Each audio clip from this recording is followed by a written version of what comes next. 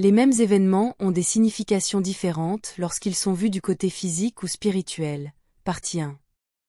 Il y a un facteur commun qui apparaît dans beaucoup des données qui nous parviennent décrivant l'autre côté, le prétendu monde spirituel, et c'est que la valeur et le sens d'une expérience du côté physique sont différents de ceux que l'âme interprète une fois qu'elle est du côté spirituel.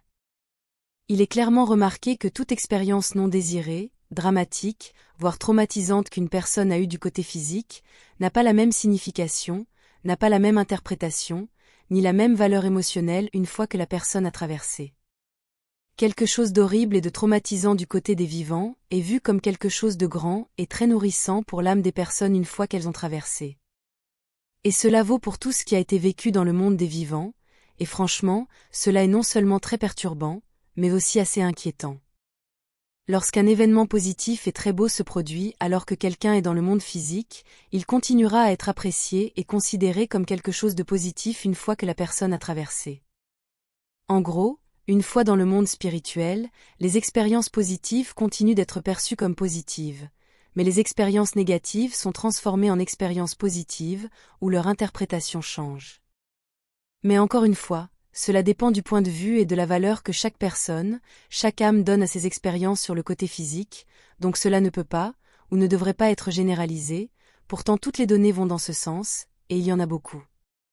Et dans ce cas, pour ce que ça vaut, je parle d'un point de vue personnel et de mémoire d'expérience, car j'ai des souvenirs clairs, non seulement de vie passée, mais aussi de ce que c'est d'être entre les vies également, dans le monde spirituel, bien que cette dernière partie soit beaucoup plus sombre que mes souvenirs de vie passée. Mais je ne parle pas seulement d'un point de vue personnel, car n'importe qui sur Terre peut également rechercher ce sujet par lui-même, et très probablement arriver aux mêmes conclusions que j'ai trouvées. Par exemple, en recherchant le travail précieux de Dolores Cannon, ou le travail de Ronnie Lena Luukanen-Kild où ce point est constamment abordé, et en note de bas de page, ils sont tous les deux passés de l'autre côté. La première chose qui est inquiétante à propos de ce changement de valeur, et de sens de toutes les expériences vécues du côté physique, c'est que cela nous fait penser que quoi que nous décidions alors que nous sommes dans le monde des vivants, peut n'avoir absolument aucune valeur une fois que nous passons de l'autre côté, du côté de l'esprit. Presque comme si nous n'avions aucune importance du tout, et que nos souhaits, nos valeurs les plus chères et notre souffrance non plus. Ainsi, si nous décidons alors que nous sommes dans le monde des vivants que c'est notre dernière incarnation, cela pourrait ne rien signifier une fois que nous aurons passé de l'autre côté, nous condamnant à une autre incarnation dans le physique, et encore une autre et une autre, où nous souhaiterions probablement que la présente soit la dernière. Nous ne pouvons que théoriser sur les raisons de ce phénomène, mais ce que je conclus, c'est qu'en passant de l'autre côté, notre conscience s'élargit tellement que notre interprétation des événements survenus pendant notre vie change radicalement. Cela signifierait deux choses, que cette expansion de la conscience nous empêche d'être ce que nous étions parmi les vivants, et que tous les événements négatifs que nous vivons en étant en vie, ainsi que toute notre souffrance, ne sont rien de plus qu'une illusion, et tout événement indésirable n'est vu que de manière dramatique, souffrante, lorsque nous le vivons à travers le prisme du corps physique. Un exemple de cela est le suivant. Celui-ci est tiré d'un extrait de Dolores Cannon, et je ne l'utilise que pour qu'il soit facile à rechercher pour ceux d'entre vous qui souhaiteraient approfondir ce sujet par vous-même. Mais je ne peux pas vous dire où exactement il se trouve car j'écris seulement de mémoire, et je me souviens honnêtement pas où il se trouve parmi tous ces travaux et articles.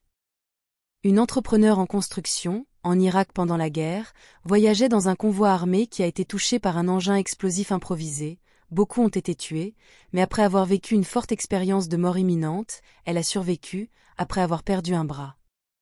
Elle se souvient clairement qu'une fois de l'autre côté, elle se retrouvait en train de parler à ce qu'elle interprète comme l'un de ses guides spirituels,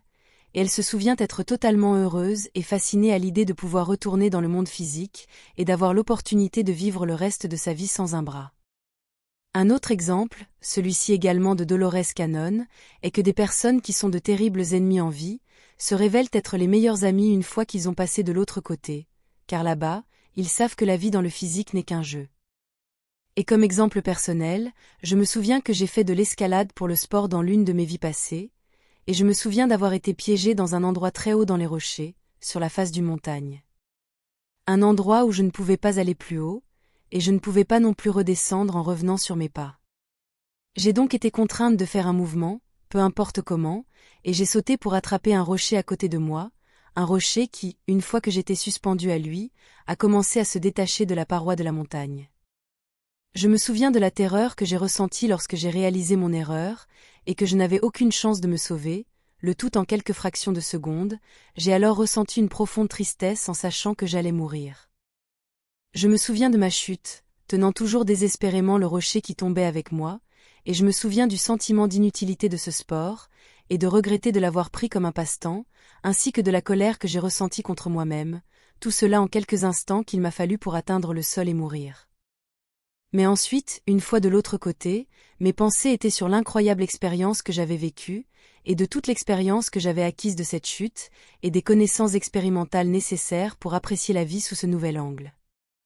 J'étais essentiellement euphorique de ce qui venait de se passer. Je me souviens que tout ce que ma courte vie qui venait de se terminer m'avait appris était toujours de nature positive, laissant un sentiment satisfaisant et heureux, y compris tout ce que j'avais ressenti de négatif et d'expériences non désirées lorsque j'étais en vie.